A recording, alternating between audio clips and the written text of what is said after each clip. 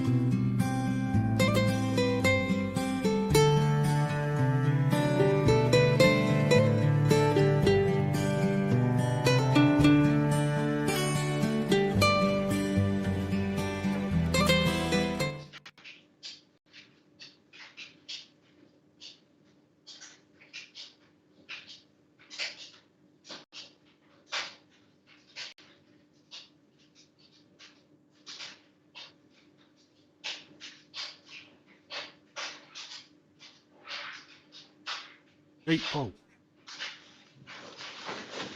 Hello and welcome to episode 62 of Celtic Rumours TV, the Bawz and Bovril podcast with your host Mark and myself Paul.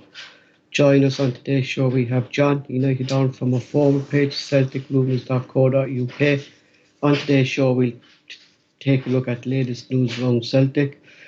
We'll have a match reaction to today's game between Celtic and Dundee United. Rumours surrounding the signings from Japan and the pros and cons towards this. The Ange effect is now in effect, and Celtic supporters have taken the Ange to the heart. And of course, we'll have a look through the live chat throughout the show. So if there's anything you guys want us to discuss, please let us know in the live chat. Firstly, off to Mark for a few shout outs, and he'll talk about the Foodbank appeal. Thanks very much, Paul. Just wait to see if I've just asked Bobby there if he can hear us all right. Waiting to see if the sounds and that's going to be okay before we get started, buddy. Yeah. How's the house going? Nearly there, thank God. About the end of the week, I say we finished. Yeah, that's the deadline, so hopefully. Oh, but I don't know if Bobby's there. I'll just go on with this then, but yeah, right. Well, yeah. Just the usual shout outs to a few of the lads. Tim Alloy, a Glasgow Green, Rich and his family, and Campsey boy that recently lost his mum. So hope everybody out there's getting looked after as much as they can and getting on with their lives as best as possible. Our Foodbank collection, this is now our 5th year. We've been collecting money for the Hamilton Foodbank at Christmas on our forum, and we've got over £7,000 in that time. This year we've already at £889. So if you can afford to donate anything, the address to it is www.justgiving.com /crowdfunding/CelticRumours5, and the link to that's in the description box up below the video, along with links to our platforms, the forum, our Discord and things like that. We're also running a bonus ball competition to win a framed Billy McNeil picture and a Lubo DVD that John, who's coming on, went out and bought, and he's already bought 2 tickets for the Hibs and Celtic game at Celtic Park, no the cup final. Excuse me, that will be raffling off. So if you'd like a turn in the bonus ball competition, it's a £5 number through PayPal, and it's at paypal.me/Bawz&Bovril with a note of your number for a £5. I'll also put a link to that in the description box below. And feel free to share them about people. We're not really caring who wins it, just as long as the money comes in for the charity, really, isn't it, Paul? That's what it's about, and fair dues to John for chipping in with the stuff. Mark, fair dues to him. He's stepped up above and beyond. He's a nice lad, so he is, John. That's us done as well. We're at 510 subs here on YouTube. Thanks very much for everyone that tunes in every week, guys like Bobby. Bobby's here in the live chatting. I see Bobby on the internet. I see it every week I'm on here, Paul, but he's in every live chat I go into. Bobby pops up on it. He's all, and get fair do to him, because he's probably other podcasts that are on the now that he probably would be more into kind of thing. So everybody that supports us along with everything, thanks very much. It's really appreciate it. It's no secret that Celtic manager will be torn into the J League in the January transfer window. It's been heavily reported here in Scotland and Japan that Celtic will sign 3 players in the January transfer: Dijon Mida, Rio Hetty and Yushi, God, I know I'm going to pronounce this, Idaguchi, are all reported to be done deals and are very close to being done. Myself, Mark and John will discuss this in more detail towards the show. Dundee United standout player against Celtic back in the 1-1 draw at Celtic Park in the Cinder. Jandu Fuchs representatives are in talk with Celtic. Fuchs is out of contract at the end of the season. Celtic may look to bring him in January or on a pre-contract deal to join at the end of the season.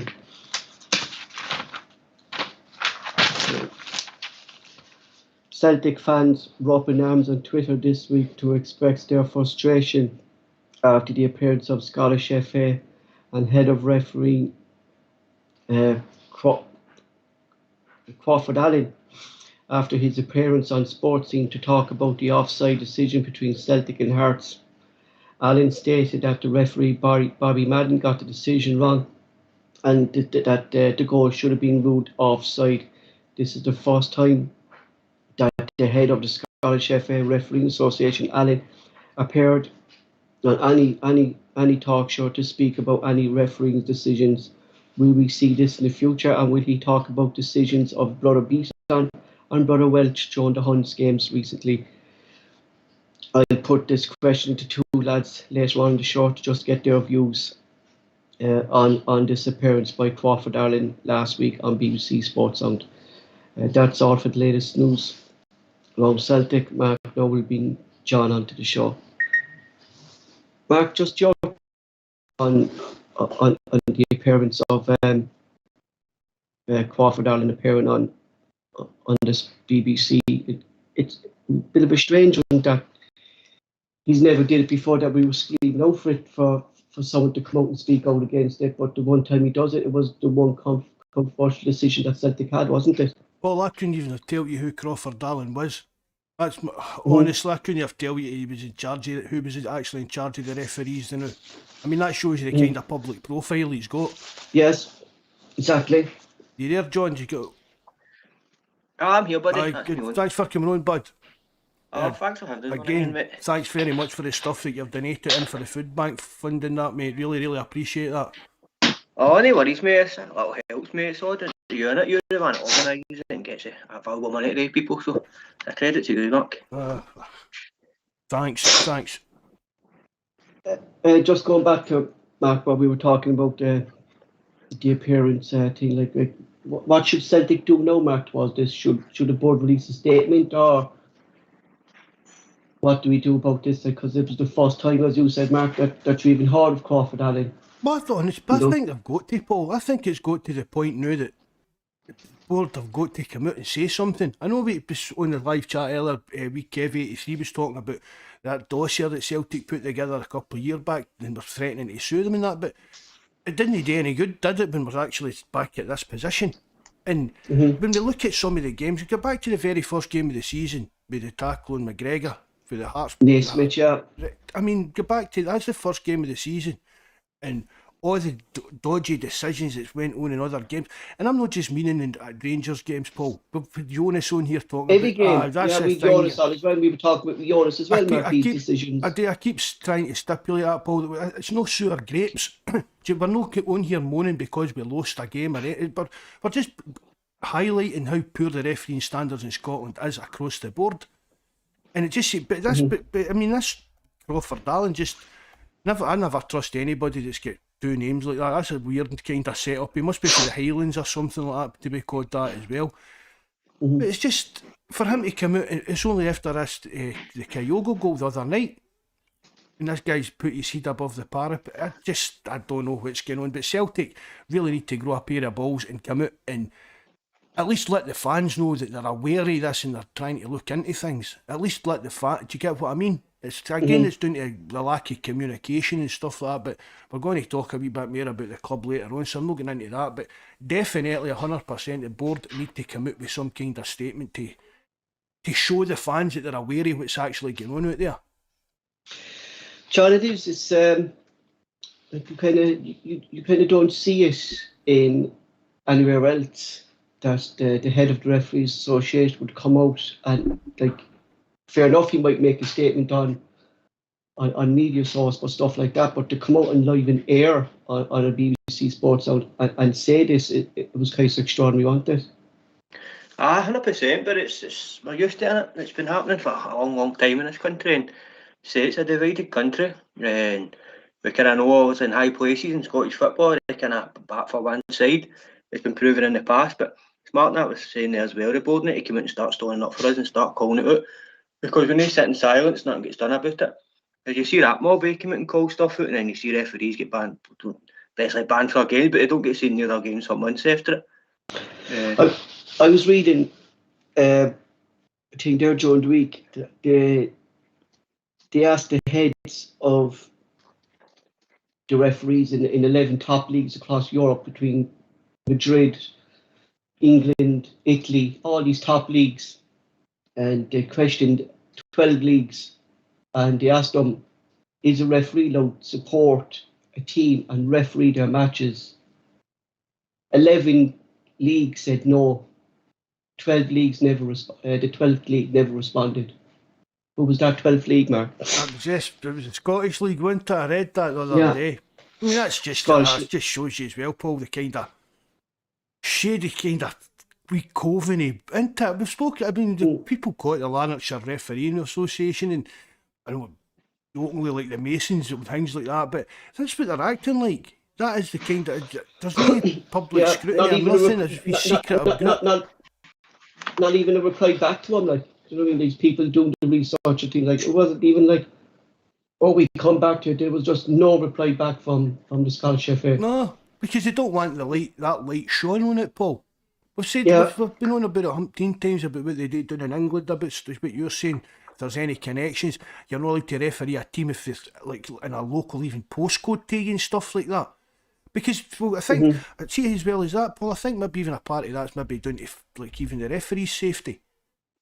You get what I mean? If you're do you get what I mean? So that's why if you're staying in an area and maybe gear dodgy decision against that home team, you know what I mean? That's who's going to. We know what it's like in Scotland, Paul. Down in England, there's a lot of head cases attached to clubs down there as well. Do you know? Imagine you give like a dodgy decision against some of the bigger clubs down in England, the way their fans are, and you're staying in that area with your family and that. So I think a lot of it's part of just a safety issue as well. Moving on, we'll come back to all these issues later on the show when we're talking about other topics. Today's match at Tyneside, Dundee United 0, Celtic 3. Roger Cumberland Scales scored on his league debut for Celtic. 3-0 was a flattering scoreline, in my opinion, today, Mark, as Celtic just controlled this game from start to finish. A brilliant performance, Paul. One of the best performances I've seen for Celtic in a long, long time. For the first whistle, they just controlled the game. Just the pace they played at, the high press was there. But I thought it was a brilliant performance overall the day, Paul. Dundee United were lucky to get away with a 3-0 defeat there. The stats were Dundee United shots, they had 6, the Celtics 26. They'd only had 2 on target, the Celtics 11. Possession, Mark, they only had 28%, the Celtics 72%. Passes, they had 307. Celtic had 743 passes. 88% completed, there are 64. Fouls, there was 9, the Celtic 6. 1 yellow cards each. John, I know you didn't see the match, but Mark, how was there not a red card this game from Butcher's tackle? It was a leg breaker if that was connected properly. Oh, it was a terrible tackle, absolutely terrible. As you said, Paul, see if Turnbull's foot had been set in the ground or that, he was breaking his leg without a doubt. And it's actually the thing that we didn't have Jonas on us today, but he's away with Vicky at the wedding. But I've seen Jonas on Twitter there, and Jonas saying, Mark, that he's a liability, that if Mark comes in, they'll have to get rid of Butcher because of these tackles he does. You know, John, this tackle was nowhere near the ball, over the ball, straight high leg into Turnbull's shins. And studs up and everything, John. You should try and catch it on Twitter or something. I seen the last 15 minutes of the first half, and I watched about the first 15-20 minutes of the second half, and I had to shoot back out again. But I seen what you're talking about. It was shocking. He could have snapped his leg. I think we've had that a few times this season. Our players' legs could have been snapped and there've been nothing there. I think there've been yellow cards or extra, but it's clear to see, and it's a massive season in terms of the Champions League and the money. So it's kind of it's going to happen the rest of the season. I think just as I say earlier on, the board need to start calling things out. Start putting pressure on them to start getting all these decisions right, because I can see one of our players' legs getting snapped soon, because it's a football we play as well. It's just all fast, high tempo, and teams will be coming in to kind of disrupt our play with tackles and stuff like that. But it needs to be called out. And see, because of that, John, maybe the refs are, I don't know, looking at it for well, he's a, you know what I mean, like Turnbull can do like a rocket, the wee shimmies and that. But because they're wee skillful players that can control the ball like that, doesn't mean that they can just have a boot at them. You get because you're that, you get what I mean? Just because Ronaldo, you're no good enough to take the ball off Ronaldo, you can't just run up and kick him. I know what you mean. That's what a lot of teams are doing to us now. It's because the way we're playing football and they're coming in hard on us, and 9 times out of 10 they're turning a blind eye to it and letting it happen. It's a joke. It's been going on for ages, and we've seen it through the past as well. Talk about heads of referees. We had a head of referees a good few years back. I was on slagging Catholics and that. These emails just shows you what we're up against, doesn't it? The referees in this country. That's what we know, John. You know what I mean? Exactly. It's like that beating going to that pub up in Bellshill and things like that. No beating. Is it beating that goes up there? Some that beating. Mind, it was just after one of the Derby games. He's up in the pub getting his picture taken and all that. Quite the guy. He beat us in is it 13 games or something? That was our first victory against us in 13 games. And Morelos went assaulted by players 3 times. It was 3 straight red cards, and all the pundits agreed with and all that as well. And it was just that. And I think Celtic came out and said something that time. Put a statement out against it, and it was just basically, it was what it was, deal with it. That's basically the reply they got. The ref never seen it or something like that anyway, and that's what it is. There, Bobby saying as well, a couple of weird offside decisions. I thought there was a few the day that... I think, Mark, that... With Mikey Johnson, I wouldn't say Mikey Johnson was offside. Because of him coming out now and saying that about Kyogo's goal, that every kind of near offside now for Celtic is going to be flagged because he's after putting a lot of pressure on referees here, I think. You know? Well, that's all he's done. That is what is it they call it on social media, and that dog whistling, isn't it? You're putting something out there without actually saying what you're trying to. Do you get what you're trying to say? You're saying something so that all the attention's gone to that. So that's really what all this guy's done. And Celtic should take, just even the fact that he's come out and done it to us. I mean, basically, that's what Celtic should be looking at. That should be their point of view. See, we can't just have this guy. Can't just name one club here, like, do you know what I mean? Put him up behind some bunker in Hampden Park or the SFA and coming out with this kind of stuff. It just goes to show he's definitely fuming about the decision. And why is he fuming? Is it a personal fuming, or is he just fuming because he's a referee? I take it, I probably think it's a personal fuming. He's fuming that we got that goal. But when you look at it, like, going back to that goal, the Kyogo goal, like, it was too hard to call, Mark. I mean, it was so fast and so done. Like, I think VAR could have been on the side in that as well. Honest, I think we've watched it frame by frame practically. Do you know what I mean? And as you said, Paul, it's really, really hard to tell. But and see if that's the case. For me, the attacker gets the advantage in the game then. For the angles I've seen it was online with the ball. For the angles I've seen it, it's just, you can see it. It's just Kyogo's that quick as well. He's always got that half a yard in front of players as well. He's that quick. He goes that quick, and he's getting there in time. But I wonder if this Crawford Darling will come out and say anything about that Butcher's tackle today on Turnbull. But that's what I was going to ask you, Mark. Yeah, is he going to come out now and say something about this tackle when we have Jonas, who's a Dundee United fan, and even Dundee United fans were coming out saying Butcher was a liability today. He could have cost us 10 men. He could be missing for the next game again. He was only back from suspension, Mark, after recently receiving a red card for another dangerous tackle. So it's in his DNA, they were saying, you know. So did they know? Like, did they know starting the bench? He started the bench. He came on as a sub, didn't he? Because that's how I thought. He's not that long on the park. He's running about there just at the tackle with Turnbull. It was a horrendous tackle, Paul. And there's nobody that watches football could turn around and say that's not a red card offence. Nobody. Even a neutral fan would have to look at that and say, no, that's a red card all day, every day. Moving on to the good stuff, because there was plenty of it. It's all about good today. I must say, Mark, what a joy it was, and I think looking back to when we played Dundee United in September, Mark, and Jonas was on the show with us. Jonas was saying that Dundee played Celtic toe to toe. You know, they attacked us, did a thing, but with Celtic now getting in full swing with the Ange system and the high press and stuff like that, we pegged them back. They just couldn't get and they couldn't get any rhythm today, Dundee United, with this Celtic team. You know? No, that was it.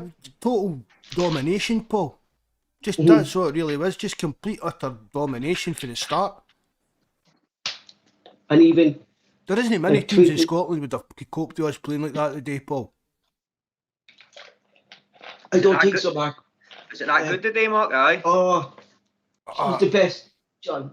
For what I've seen, I had a bit of team. We were playing quite well. Just I've been seeing all season, just that fast tempo, just getting the ball forward and just that attacking way. But the way you're growing, the things I've seen as well, just it was outstanding today. It just seems to be getting better and better every week. I mean, that's it. Yeah. We're not comparing ourselves to, you know what I mean, breathtaking kind of football. It's kind of fucking top of the world stuff. But see, where we've been for John, just building up, you know what I mean, our Ange and that, the day, it was just the complete performance. Even the defence was solid. The midfield, the three midfielders, McGregor, Turnbull and Rogic, just were amazing quality. They ran the show. Did you see McGregor, Mark, tracking back today when Dundee United had a clear goal and he just clipped the ball and he's passed into Rogic. A lot of people, see if that had went wrong, but Paul, you'd be like, clear your lines, but he didn't. But it was a very, very quick bump counter-attack, and that was us away up the other side of the park. No, you could see just by that, Mark, the way Ange wants to play with his defensive midfielder, just pick up the ball and pass it. I mean, not hoof it, not to dwell on the ball, Mark. Just get rid of the ball to clear, and you could see how spread the front three were at that time. Like, you know, Roger got the ball, he was quick to pass the ball. Do you know what I mean? It was just all fast football today, all one touch. And for me, Roger today, Matt, was just unplayable. And you could see how much we've missed him when he was injured. He's like a new signing, Paul. Rogic, he really is. Just, I mean, I've gave him pelters over the years and that, but I'll hold my hands up. And what a player he's been for us this season so far. It's always like I know and John, you were probably the same over the years. Every Celtic supporter, I think, gave him pelters, Mark. But is that down to a manager who was unable to get the best out of Tom Rogic and haven't played the way Tom Rogic wants? I think we all knew he had the ability, Paul. I think we all knew, and I think that was what kind of maybe peed us off a wee bit more than normal with other players. We knew what he could do on his game. I mean, but we used to go, we're going to be like his cup final goal and things like that. But there was no consistency. He was in and out with injuries, and he never really seemed to be applying himself during games. And when we spoke about it, you said Paul had stayed behind it, went to an Australian training camp or something to stay here in Scotland to work on his fitness and that.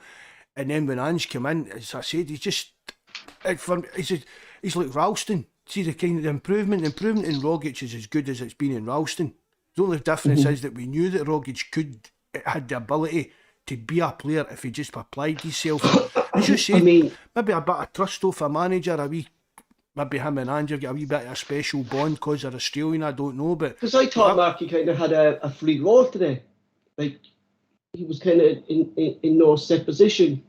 He was all over the place.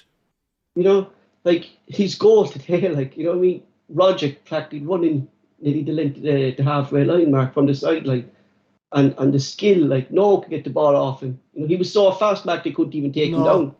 I mean, he's a big lad as well, so he's strong as well, Paul. You know what I mean? A lot of the times if defenders are facing these people with the kind of skill of Rogic, they're wee nippy wingers and people like that, but Rogic is the muscle to carry himself through all these kind of nudges that would maybe knock wee lighter guys off the ball. And John, I'll come to you because you saw Turnbull's goal and another great chip by Cal McGregor to spot that run and just to dink over the keeper for the finish was just brilliant, wasn't it? It's a brilliant goal, just the ability, just the way he took a wee dink, but it's the way he's done a turn to get himself round the keeper as well, to get round and get it into the goal as well. It just came like telepathically to him, just the way he's in. And he's a cracking player, Turnbull. I think he's one of the players that's just going to get better and better as well. Just his stats and his assists and goals not going to keep going up to. Just consistency with Turnbull as well, isn't it, John? That's what I've been saying for him. You can start to see it now as well, man. I think he's got everything. He's got that eye for a pass. He can hit the ball long range, he can hit a free kick, he's just got that wee bit of skill about him. Just all round player for me. And, he's one of our best signings the last few seasons as well, and I just think he's going to go to bigger things as well in the future.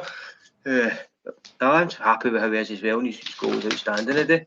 And of course, Mark, we saw Liam Scales come on for like the last 15-20 minutes and took his goal well. Mark, I know he didn't have much to do defensively, but he does give a different attacking option to Taylor and stuff when he's going forward. I was actually impressed with Scales' performance overall, Paul, for his own guy coming on making his debut. He took the goal well, but he was always there and looking for the ball. You know what I mean? I mean, there was a few times he went up and overlap and things like that as well. So I was listening to him delighted after the game, for the lad. And they asked him about his goal, and he said he knew he had to be at the box. He said that's the way Ange wants to play. His wingers have to be up the other side of the field. And when the ball was crossed, his first instinct was to shoot. Not to play the ball, not to stop the ball, was to shoot. And he knew if he kept the ball down, it was going to go on target. That's instinct. Like, you know what I mean? That's what we want in our players, to have instinct to take a shot when the shot's on. And like that was a well placed goal by Scales there today. Even for him to come out and say it, as I said, Paul, in his debut, this is what Ange is telling me today. This is what I need today to get in the team. He didn't. I'll tell you now. You were a bit worried that maybe he wasn't going to have much of a future at Celtic, Paul. But his overall performance today, even without the goal, he's got to be pushing his. It's in my player notes if we're going to do him, but he's got to be pushing himself up Ange's pecking order for a starting slot. I think so, Mark, because and he gives us a lot of height as well, Paul. You put 6'4", 6'5", you say 6'4", yeah, 6'4", and that's something that we really are missing.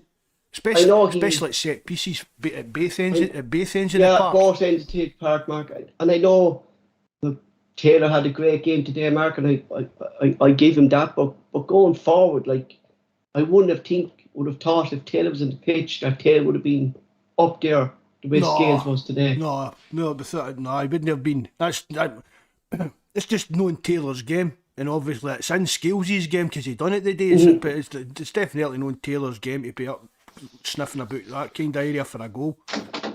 And as Mark said there, John, like, considering how this Celtic team do lack in height, like, Scales gives us different options as well, doesn't he?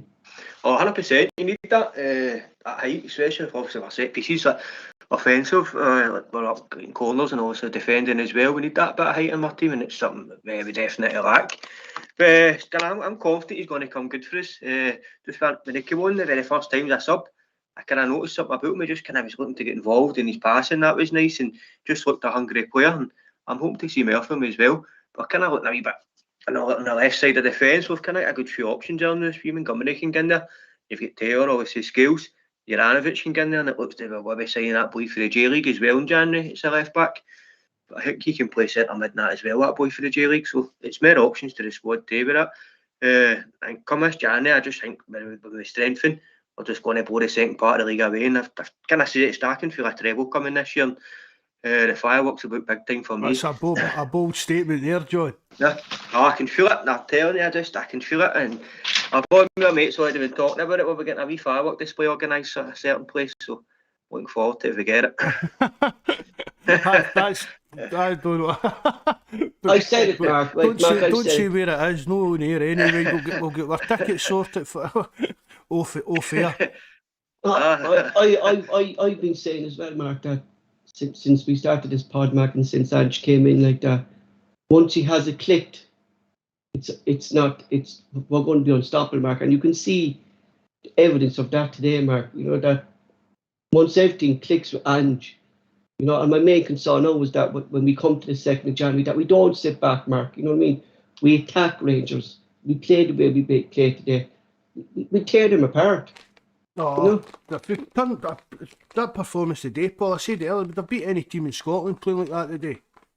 And there wasn't even a part of the game today where you felt that Hart was in trouble.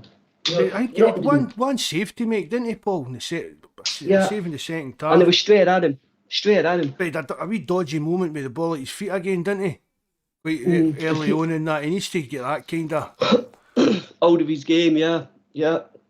Moving on to player ratings, Mark, and I'll come to yourself. We just only have one player rating today because John didn't see most of the game. Just wait to bring it up, Paul. Page. There we go. First, Joe Hart. I've just said that he didn't have much today except the save in the second half. So I gave him a 6. Really, Paul, he was non-existent really for the full game, wasn't he? Juranovic, I thought he had a great game today. Really impressed and showed that even though he's good at left back, he's even better at right back. Really thought Juranovic showed how good he actually is today. Carter Vickers, comfortable and stable performance. Along with Starfelt, really didn't give United a sniff at anything all day. Starfelt, just like Carter Vickers, solid, comfortable display, and him and the two of them are a good partnership. They're starting to really gel and look kind of solid enough to get together for us.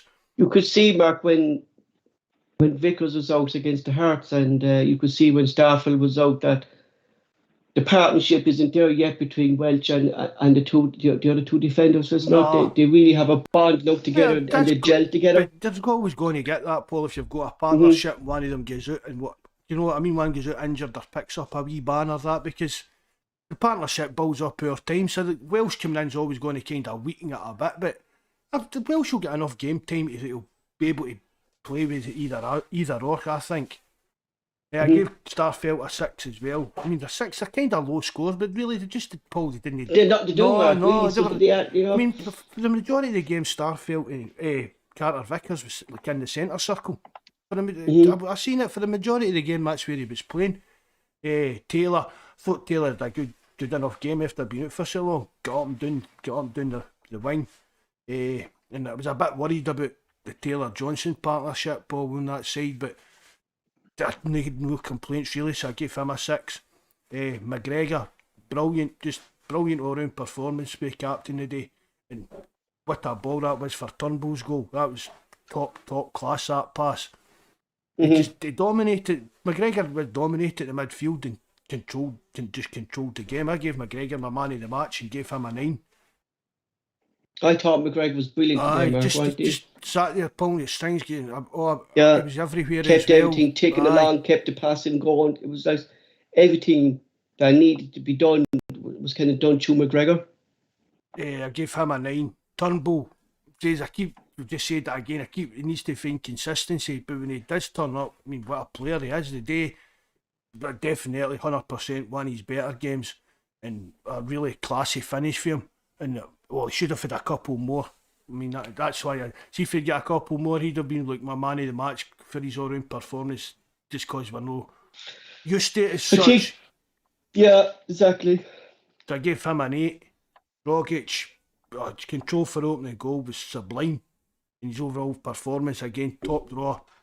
I've said it a few times, I'm not keen on Turnbull and Rogic on the same side, but with McGregor in there today, the three of them have just, I wrote it down, they've helped us to one of the best performances of the season so far. Gave him an 8. Forrest was just playing well.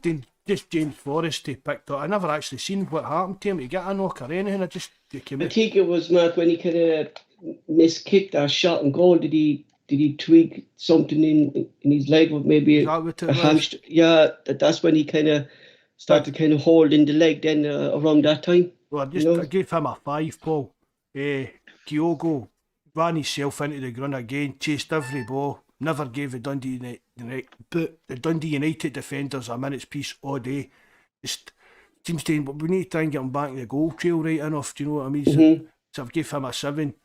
Mikey Johnson, he's a current whipping boy whenever his name's mentioned, but the day I thought he put in a good performance and a ton of effort today, Paul. He never stopped. Players like that, and players like Ralston, Rogic, they've transformed their Celtic careers under Big Ange. So who's to say that Johnson can't do the same? If he can avoid injuries, that's going to be kind of his main problem. But avoid injuries and do a wee bit of gym work, who knows? Do you know what I mean? Just kind of look after the guy for a while to see if he gets a run in the team, to see how he's actually going to progress. You know what I mean? I gave Mikey Johnson a 7. Abada, he came on for Forest, and I thought he's been a one that's been off the boil as well a bit as well lately. But I thought he had a decent performance. He was always looking for the ball, and he was always trying to push it on forward. Gave him a Could have got 1 or 2 goals as well. aye. Abada. Wee bit maybe sharper. If he was a wee bit maybe much sharper, he could have got a couple. Yeah. Gave him a 5. Beaton came on to tighten the midfield and see the game out. And when he plays as a central defensive midfielder, Paul, it's just he does exactly what it says in the tin, doesn't he? I mean, just as long as Ange forgets us playing with centre back, I've not got any problem with Beaton playing in that role for us. None at all. Gave him a 6. John, just going to what Mark is saying there about Kyogo, that he just never stops. He's key to the Celtic press, isn't he?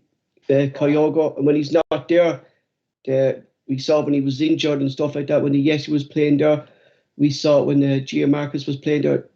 The press kind of isn't the same without him. Oh, 100%. You see, he's even chasing the ball down in 90 minutes. That's your first line of defence in it up there. And you're pressing straight away. Also, he's key in the press to the keeper, for the keeper to force the keeper to kick it out, so their team can't get organised and stuff. Just kind of keep the flow of the game going and no fast tempo.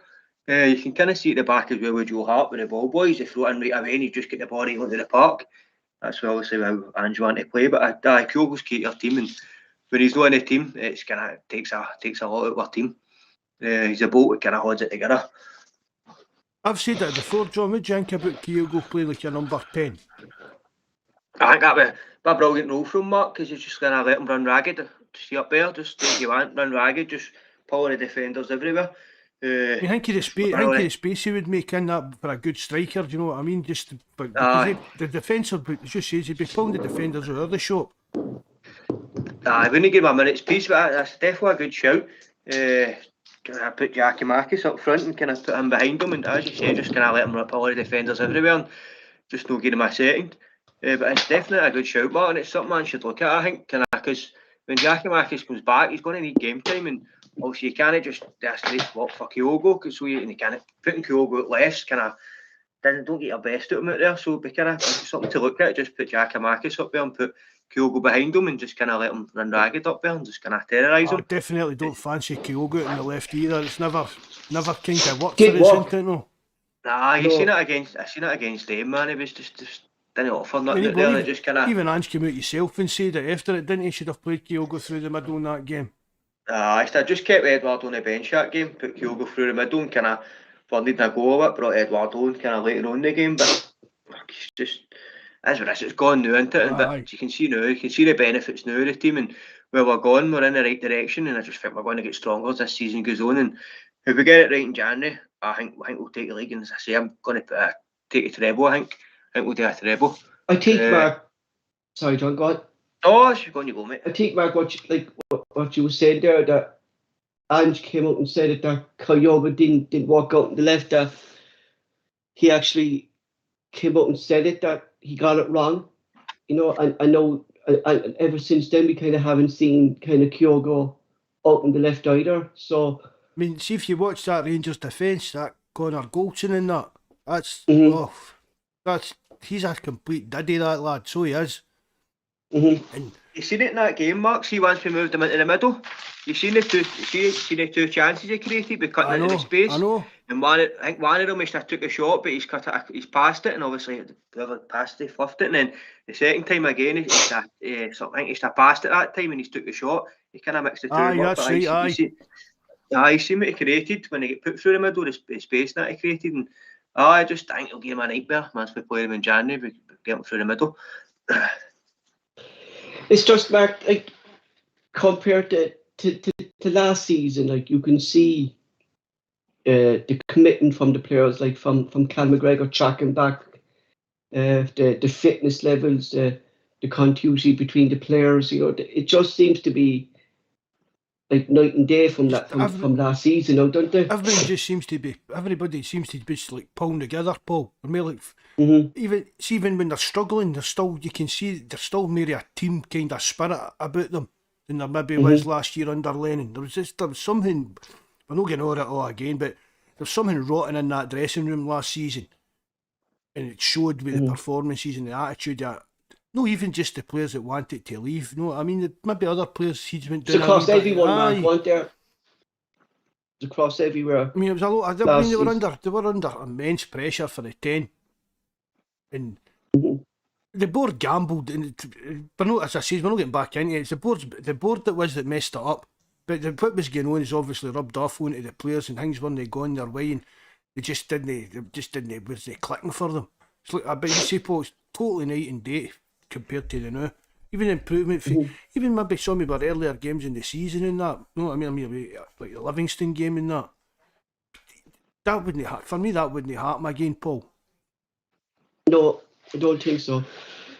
Moving on from today's games. So Celtic will be touring Japan, and they will be looking to sign 3 players in January. In Mida, Leader Haiti, and Idaguchi. We found a gem in Kyogo, and with Ange's expertise in the J League, is this a good move by Celtic? Mark actually sent me an interesting text this week, about signing so many J League players. Mark, you kind of had some concerns about Mark with the text. Do you want to talk us through it? Oh, it's just we seem to be just looking at the J League now, Paul. We're meant to be signing another 3 guys for there in January. We've got Kyogo there. What happens if Ange isn't here next year? We've got 4 Japanese players. Plus, so, is there no a cup that they'll need to get away from that, Paul? The Asian Cup, things like that. I just don't know.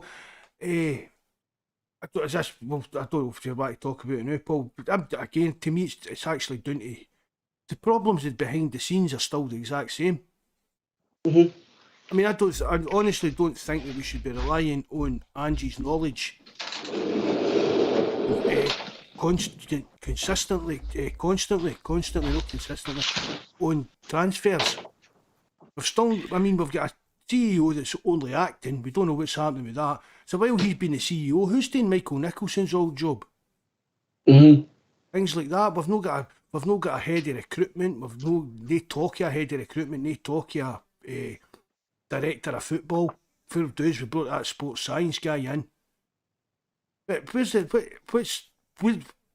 other long? See, to me, Paul, we're still looking at things short term. There's still no long term plan. You should be planning for beyond Ange. Do you get? I mean, I use his contacts and use his knowledge, but there should still be things going on behind the scenes for what happens when Ange leaves. You also have to think of, John, international football. If we do sign these 3 lads, that's 4 players we have from the J League, and if they did get caught up to the Japanese international team, that's a long travel for 4 players in the Celtic team to come back then maybe late Thursday night, Friday morning, maybe have a game on Saturday or Sunday. Throw Rogic They're going to be a bit legged. Throw Rogic into that mix as well, Yeah, Paul, exactly. That's 5 players, yeah. 5, the same league, Mark. They play the same cup, the Asian Cup and stuff like that, 100%. I've seen somebody put up in the forum as well.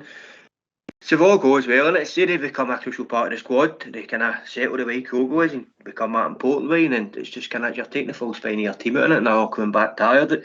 It can lose you points.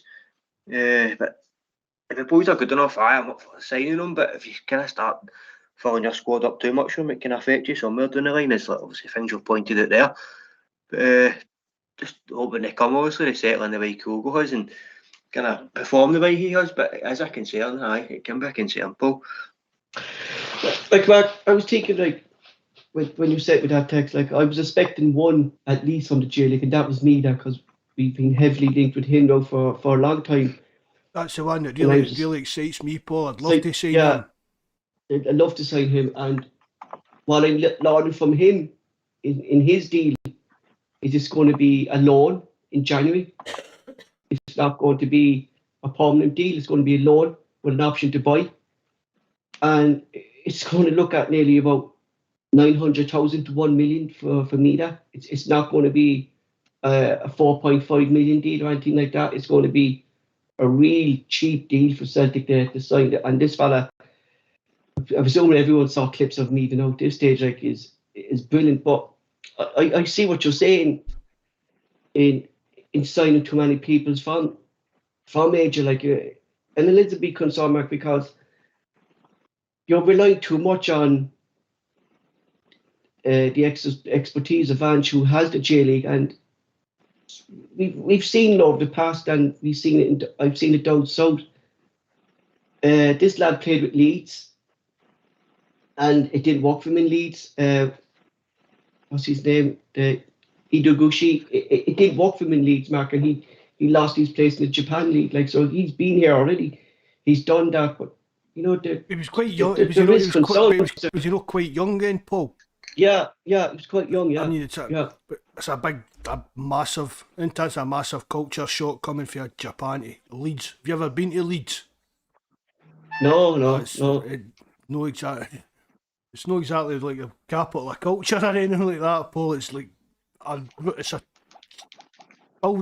housing. You know what I mean? It's an industrial kind of town. It's just, I think maybe at that age it was just a bit of I'm hoping it was maybe just a bit of a culture shock for him to leave Japan, come to England in a place like Leeds. Wouldn't like to send anybody down to Leeds, to be honest. Christ, if Leeds was a culture shock, I can imagine what Glasgow would be sorted. I bet Glasgow's got some nice parts in that, Paul. You know what I mean? I know, I'm only missing. Leeds isn't he? Leeds isn't he? There's nothing nice about Leeds. You know? Mark, another player who we've been strongly linked to as well. Of course, he played today, and we spoke about him there in the Celtic News, is Fuchs. Jonas speaks highly about him anytime he's on the podcast, Mark. You've been impressed him a few times today, but he kind of wasn't in the game today because of the way Celtic played. But would you be interested in signing Fuchs, Mark? Oh, definitely, Paul. I mean, he's out of contract in the summer. Mm-hmm. It's either we can get him for pennies in January or get him in a pre-contract to come in the summer, but I'd take Fuchs, no bother. He's proven that he can play in Scotland at that level. He proved that he played. He was man of the match against us, to be honest, Paul. Went to that game we were talking about earlier. But my only concern there, Mark, with that, right, we say no, right, is we're linked with these three lads in Japan, all right? Two of them can play the CDM role, all right, in Ichiguchi and Hayesi. They can play, Hayesi's mostly left back, but he can play centre mid, right? So that's going to be the two lads. You're going to have Beeson, you're going to have McCarthy. But see when you're saying that, Paul, how often do these guys play in their positions? Mm-hmm. Do you get what I mean? It's like saying to us, well, I think it's Casey like would play us saying, left back, I say, anyway. Aye, you know? Aye. It's like us saying, oh, Beaton, but we don't need to buy a centre back because Beaton can play in there. Just because players have played in there in the past, it's no. Yeah, I mean, on that transfer market site, it tells you players can play in all these numerous positions, but see if you actually look at it, it's maybe they've only played 2 games or something like that in these positions. So they'll be signed for their first position, and obviously if injuries or an emergencies, like I've said, we use Beaton as a backup if a centre back gets off injured or something like that. But the Haiti boy, he'll be signed as a left back. I don't think they'll even consider anything else for him, Paul. And that'd be nearly we'll have 1, 2, 7 left backs, 7 left backs. Well, in the squad. You've mind ball and goalie's still there and that as well. Yeah. But yeah, we thought maybe Greg Taylor would get trimmed out, but he's just signed a new contract too. So Ange obviously rates Greg Taylor. Especially to bring him back in, Mark, after a long injury out, and just straight back in. Montgomery kind of hasn't put a step wrong since he's kind of come in and covered there. You know, he hasn't put a step wrong either, but you can see that Ange sees something in Taylor that we don't see in this. I wouldn't say that we don't see, Paul, because for me, we never said that he didn't. He's a reliable defender. No, he's no world beater or that, but for me, he's a reliable defender. And maybe that's what Ange just sees in him. He can do. We were maybe struggling a bit for the left back today with Ralston and things like that. So maybe Ange just thought, well, I can depend on him. He's not going to make mistakes that's going to cost us anything. He's maybe not as good in the attacking sense that I'm used to, but I can rely on him to defend. Mm-hmm. Speaking of that position, Mark, we've seen Ivanovic in natural position today, right back. What would you do now, Mark, if when Ralston's back fit? Oh, it's a tough one, Paul. It really is. But as we said as well, Paul, that was the way Ralston was playing, that was the only way that Juranovic The only way he was going to lose his the position. only way he was going to get his chance at right back was Ralston either getting a ban or getting injured or whatever. But I was really, really impressed with Juranovic today. So I mean, every game, Paul, he seems to play as if he's been playing for years. It just seems. John. Yeah. On you go. And I was just going to put the same question to John. You know, John read how impressed we've been with Ralston today and Juranovic in his natural position. And Mark said there he was just brilliant again today. And in his natural, what would you do? It's tough, isn't it? It's still got a product to your youth there. It kind of, his time at Celtic looked done, but he just came in, just proved everybody wrong, and he's been one of our better players this season. And the performance he's been put in has been, outstanding. But Mark. No, on you go, John. I thought you were finished. Sorry. When I say his performance was outstanding, but they've been up there, and he's got a lot of assists this season. He's got a lot of goals as well. And, just be a shame to kind of just phase him out because he's kind of got an injury, and obviously Juranovic's in there now. But it's a tough call, and obviously Ange's got experience in that, and I trust him to manage it right. So it's a long season, and obviously the way we play that, players are going to pick up injuries and they're going to get tired and a bit of fatigue. So I don't know, it's tough, but I wouldn't just ball him out like Gira. He's definitely to have a place here in the squad. Maybe the shoes on the other foot now, and it's down to Juranovic to keep the place so that you get what I mean. But it's a good choice to have. But that's it, Mark. Like you look at it, considering it was an area that we've struggled since Lustig was in his prime, and since Lustig has nearly gone, we kind of didn't really have a proper right back for at least 2 seasons, I say. And for Ange now to have this option, it's only a good thing that we have these options, Mark, in the backup, that there's 2 players fighting for every position. In the left back, we've 7 players fighting for that position. But that's the ideal scenario, isn't it, Paul? That's like the squad of the balance kind of thing, the balance of your squad. You want players that are capable of pushing each other. You know what I mean? Juranovic knows that, well, Ralston's injured, but he knows that if Ralston's fit and he's a bad game or gets sent off or does something, do you get what I mean? Ralston's back in. So Juranovic needs to play at the top of his game. But Ralston will be snapping at his heels, you get what I mean? But, I mean, I don't know how Tony Ralston feels about it. Maybe Ralston doesn't get back in the team on a long roll or that, maybe the odd game, maybe he only plays another 10 games for us over the course of what's coming this season, 10 games, 12 games. Would Ralston be happy with the season that he's had? I would think he would have, Mark. I think he would.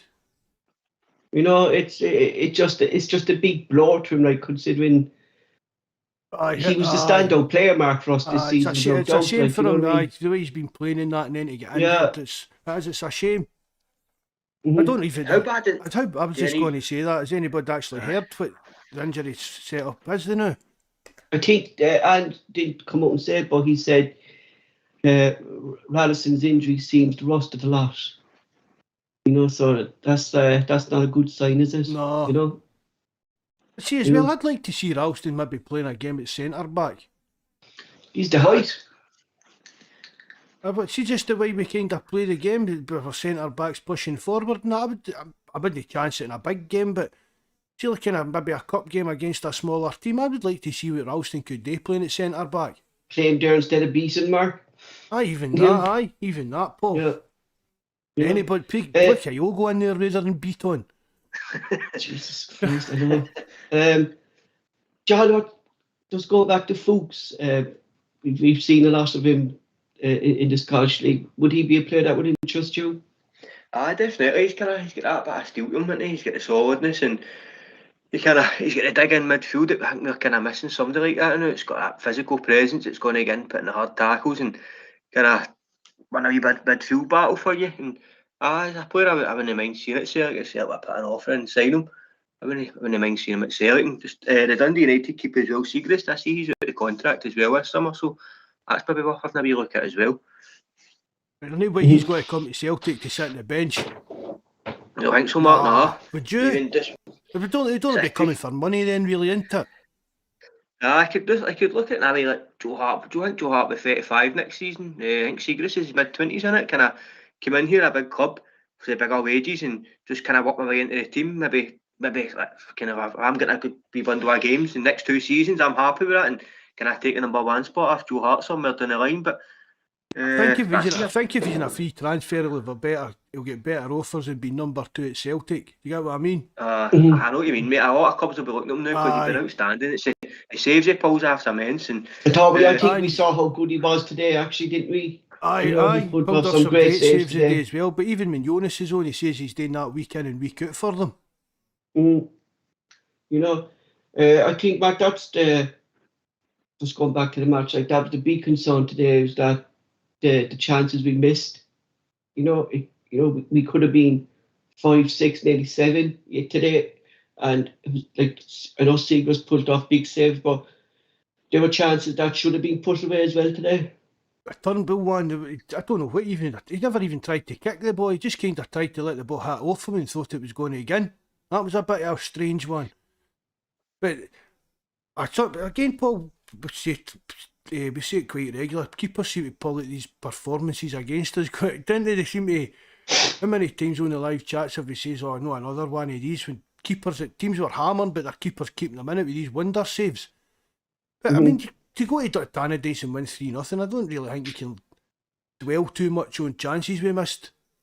No, I'm just saying like the scoreline kind of flattened them, you know, like the. Oh, the It was scoreline just a flattered complete Dundee. performance, The you know what I mean? scoreline did flatter Dundee United. It really did because you see, because we're not even talking about like these half chances. I mean, the one with Turnbull was a sitter for me. That was a sitter.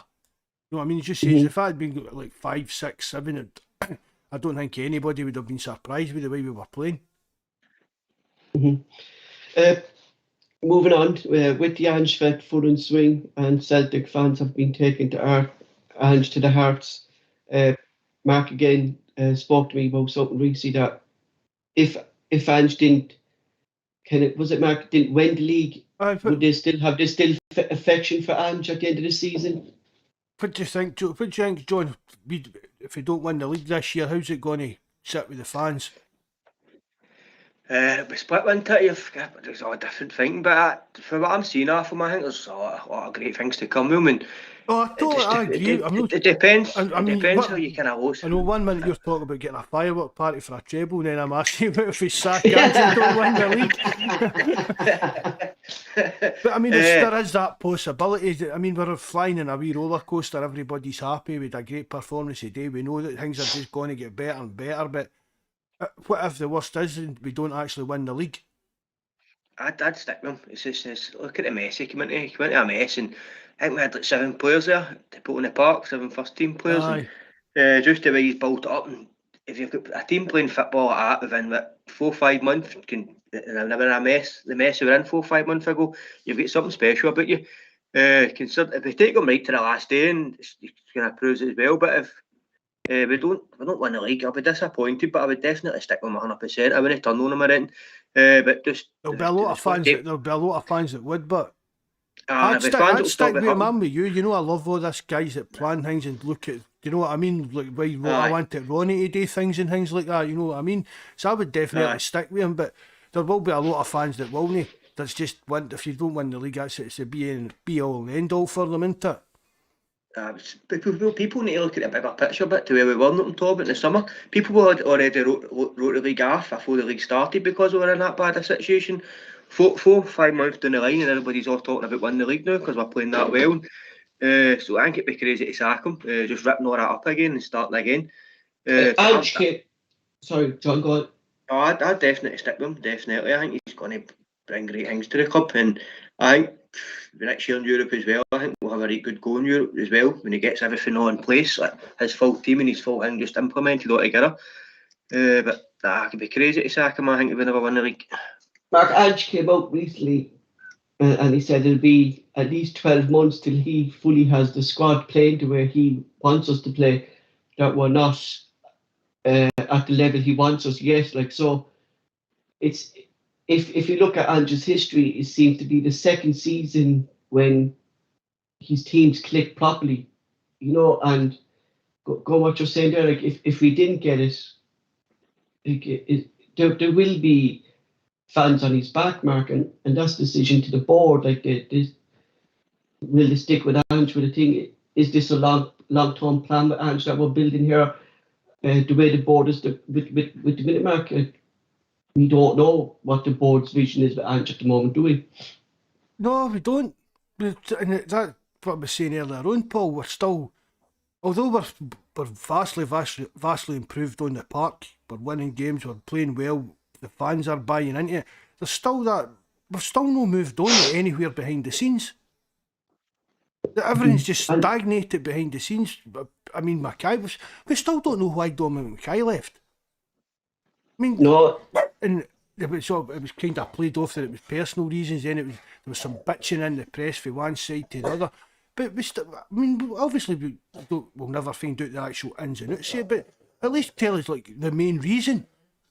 Was it because that his ideas didn't fit with what the board were wanting, which to me is down to the board, because the only way the guys went for one interview and get the Celtic CEO job. Do you get what I mean? Mm-hmm. He'll have been headhunted and all, went through all these fancy recruitment things and all that.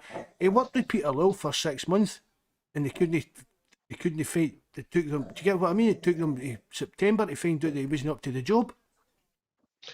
I don't know, Mark. Like looking back at that, yeah, the Dominic Mackay situation, did he ruffle feathers in there between the likes of Banker, Wilson? Well, that's another these thing, fellas, Paul. Was that? And did he, when he was talking about change within the board, change within the system inside Celtic Park, were these fellas fearful of their jobs that a new fella was coming in with different ideas and he wanted to fresh things up? And but why did it maybe, take? But that's what I mean, Paul. This should have been discussed before he even get appointed to the that's job. what I'm saying, You know what I mean? What could the likes of Banker and Wilson then, and I'm even going to throw Peter Lawrence there, go back to Dermot Desmond and say, well, look, this fella here is not right. Like, do you know what I mean? You know. Well, see if I was Dermot Desmond, I don't know, there was the rumours as well that him and Mackay didn't go on. Again, why did it take so long for that to get found out as well? Mm-hmm. But if I was Dermot Desmond, I would be asking questions of why we wasted all that time, money to bring a guy in and now he's away, and now we've got this acting CEO that nobody sees to be the invisible man. Do you get what I mean? We've not heard a peep for him. No, not even whether he is going to take the job full time or whatever's going on. We've no head of recruitment, scouting systems a joke a bit as well. No director of football or anything like that. But we're just back to what we've been doing, Paul, and putting all our eggs in the one basket again. That's it. It's not Peter Lord this time. It's everything is falling to Ange, and I'm a great believer, Mark, that the manager should be coaching the team, not scouting players. Fair enough. If players get recommended to him, Mark, he gets the final say. He has to look at them through this data that we provide them, stuff like that, you know. The manager's got to have an input in it. We've not saying anything about that because we've seen before how that can mess things up as well. But only on certain players. It shouldn't be up to Ange whether we're signing like a 17-year-old boy to get into the youth setup. That's no shouldn't be on Ange's head. Do you get what I mean? Ange shouldn't be picking targets in that. As you say, Paul, Ange should be there in the training field, coaching the players, teaching them to play the way he wants them to play. Instead of maybe sitting there going through scouting videos and stuff like that. I think as well, John, we come January, like we're linked to these 4 players now in the January transfer window, and we're linked heavy with them because I sent Mark a thing yesterday. It was in Japanese. We didn't have a clue what they were saying, but it was a Japanese sports site, and the local, if you look it up, it's one of the main news agencies over in Japan that they're linking us to these players that they're saying they're practically done. No, Japanese boy I put on the Discord on the forum the other week, Paul, that I follow, he commented, I wouldn't have took this serious, but when the main kind of news agency in Japan's reporting it, there might be something in it. It was all going to start coming out. But mind we looked into it, Paul, how they didn't do anything out of respect to the league had finished and all that kind of thing. I think so, Mark. I think maybe there was contact made, because I remember, Mark, I made Terence was on the thing, as I said, it was about 2 months ago.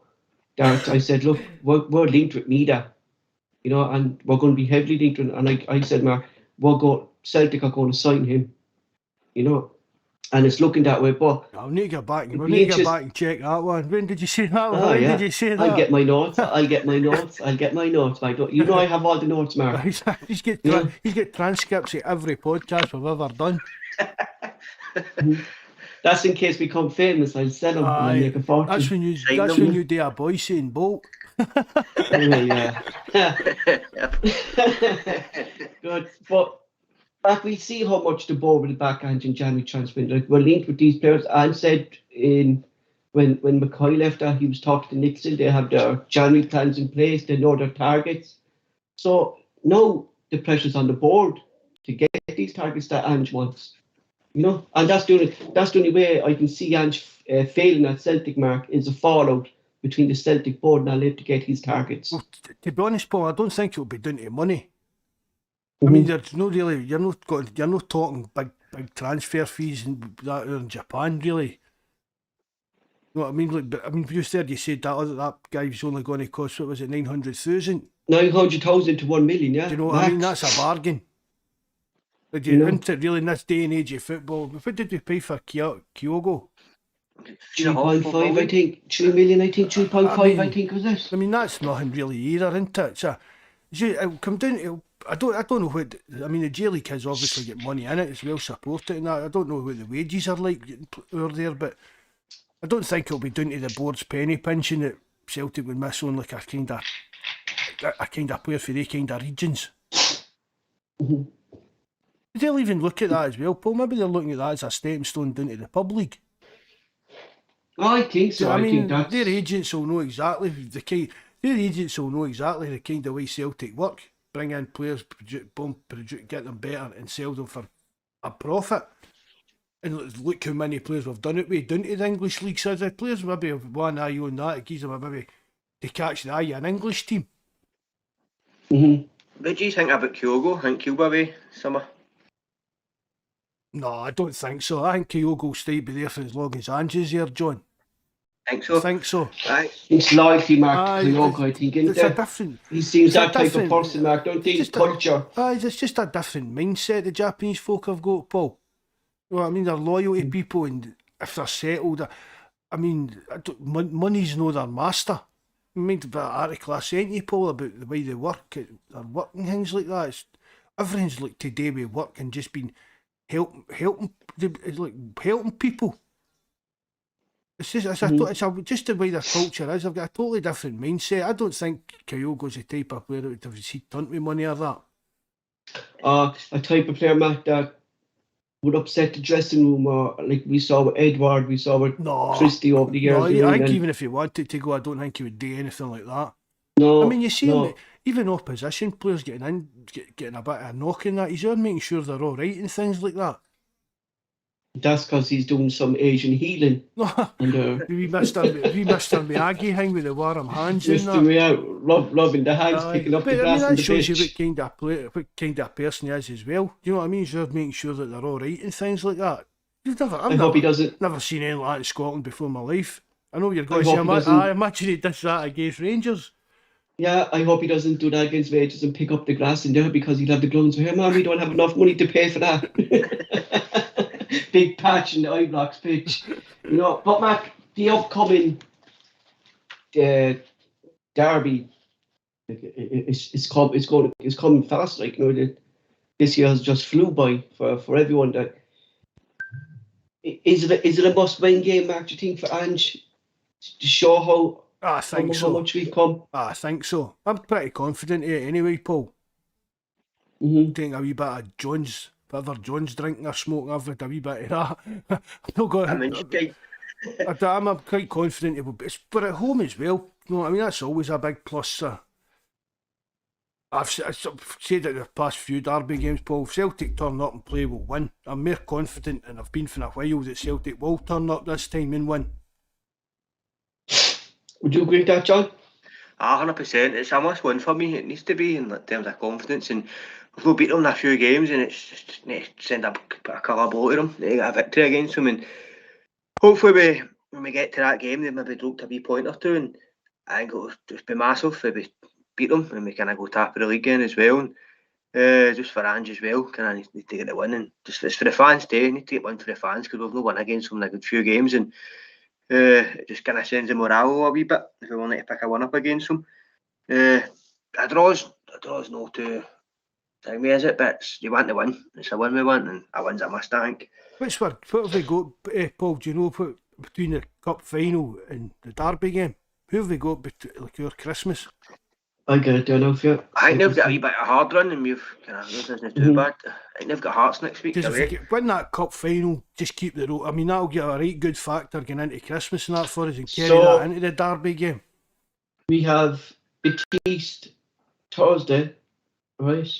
We've Motherwell Sunday the 12th. We've Ross County on Wednesday the 15th. Then we've the League Cup on 19th.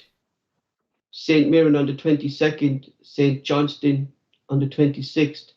Hibs again on the 29th.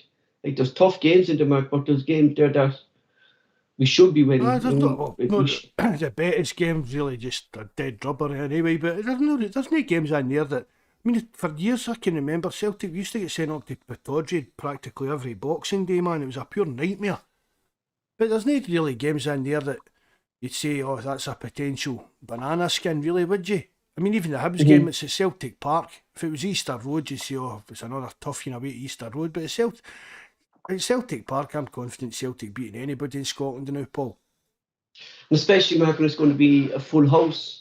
Like we know that there's going to be no away fans in the stadium, so it's going to be a full. The pressure's going to be on Giovanni Van Bronckhorst's Mark is going to be for his first. But they need to get that. They need to get that sorted out as well, Paul. It's messy, Mark. Yeah, petty, childish. Hopefully, after this one, hopefully that was us done it to each other, so they can get back to acting a bit adult like it. Because everybody we hate them, they hate us, but it takes away a lot from the atmosphere of the game, I think. You need that there. The stadiums are electric ones for playing each other, and it's kind of a good amount of away fans, obviously, and all the home fans. You feel the atmosphere, it's buzzing. It definitely needs sorted, as you say, Mark. But who draws the bottom line here, Mark? Like, you know, well, that's what I'm saying, Paul. That team locked us out, and now we've locked them out. So we've done it to each other once. Just give me know the next time when we're going to Ibrox, just agree, right, that we'll get back to the status quo the way things were.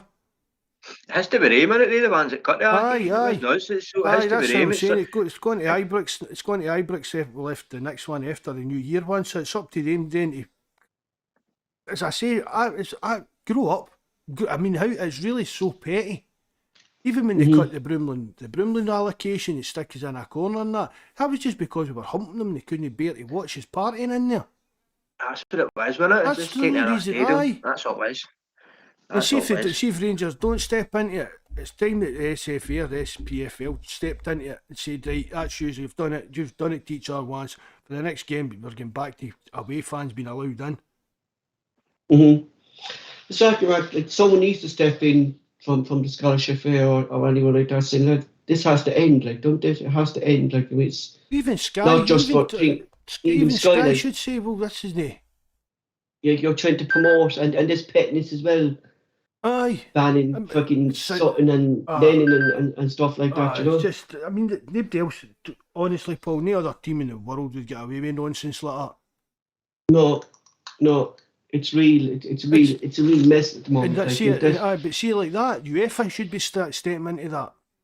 UEFA should be stepping in and saying, if you can't guarantee the safety to one of your employees, we'll close doors. Aye. You're banned for Europe until you can guarantee that our employees in that are going to be safe coming into your stadium. Exactly. Of course, there's another match on Thursday night. Mark and Dan said he's going to use some fringe players because it's a dead rub again, really, against Real Betis. But I still hope we win. I think we've got a chance. It'd be the right call, Mark, to rest players. Definitely. And who would you rest, Mark, in this game? It's a hard. Can Mac need a rest? I'd start Maybe we Scales. have McCarthy and Beats on there and stuff. I'd start Scales for a start at left back. I don't know. Because you're not wanting to make that many changes that we're just not going to be near the. Do you get what I mean? Nowhere near the races. We still want to win it, and fans that go there to enjoy the game, kind of thing. Well, Forrest, is Forrest going to be fit? Even if his wee knocky day's all right, I'd probably still go with a badder just to make sure Forrest's going to be fit in the long run. I'd even say took Kyogo out and put Jacko on, Paul, but he's not. Do you get what I mean? We're kind of stumped with our options now as well, aren't we? See who we're at, obviously, see what you're saying about Kyogo behind the striker. The Betis game, a perfect chance to kind of try that out, see put a jetty up, kind of stick Kyogo behind him, just kind of see how that works. That's a good idea. I'd even play a jetty in it as well, see if anybody fancies signing him in January. Hopefully he gets a wee goal or two in it, put him in the window. Tell Kyogo, get him a couple of goals and you've got a wee bonus in your pay pack at the end of the month to try and make him look good. I think we're going to find it very hard, Mark, to offload the Yessi, the likes of the Yessi, bottom goalie and stuff. I think we're going to find it hard to offload it. I don't think we'll find it hard. It'll just come down to money, Paul. How much money we're willing to take a hit on. You know, we're definitely not going to get 5 million that we paid for Yessi. No, definitely no. We should claim Peter Lil for that money back. You know, that was one of the strangest transfers that I ever saw, like, you know, and that was down to Lennon, because it was Lennon that met him. You know, he was considering his options at the time, and, you know. I was crazy, especially when we were trying to get him in loan. Do you rest Callum McGregor and maybe put McCarthy or Beeson in the centre and give McGregor or maybe rest Thornbill or Roger, considering Roger's only back from injury, Mark, and stuff like that? I don't think he'll rest Rogic, Paul. I think Rogic is kind of Ange's go-to man. I mean, as I say, we're limited with our options, Paul. I'd have liked to have seen. You look at the bench today, Mark. The bench is still a bit weak. I'd have liked to have seen. But I'd have liked to have been sitting here talking about, we could put Luke O'Connell in. Do you know what I mean? Liam Shaw, players like that. But that's not going to be happening either. But that's the kind of games the players I'd be looking at, like younger players trying to make a breakthrough, play them in a European game to see how they handle up to it. And we can see then what we can do, you know. But, I mean, well, we know Ange.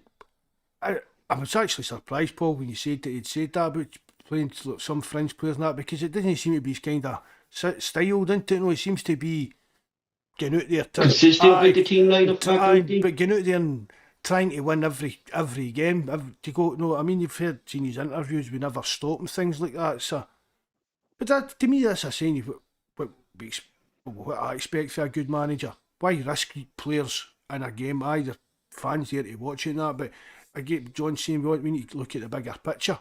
But our squad's just so bare, and then with injuries, the 3 injuries the other night and things like that, Paul, it's just, I don't know who he could.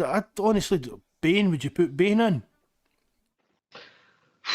Jeez, would you drop Hart then? Take out Hart for a rest, Mark? Does a goalkeeper really need a rest, Mark?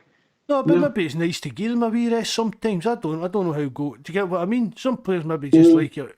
Do you get you've a night in the house with the Wains kind of thing. I would think so, Mark. Maybe like that's what he's looking at. Like, give Hart a bit of a break and the night off or something like that. I mean, touch wood. But what if he goes out and gets injured against Real Betis? Well, I see. What's he playing Hart in a game like that for, and things like that? And that's what people will say, Mark. Why are we playing these players in a dead rubber game? What about you, John? Would you rest Hart? Don't know. It's a tough one. It's kind of just what I was saying there. Maybe get injured.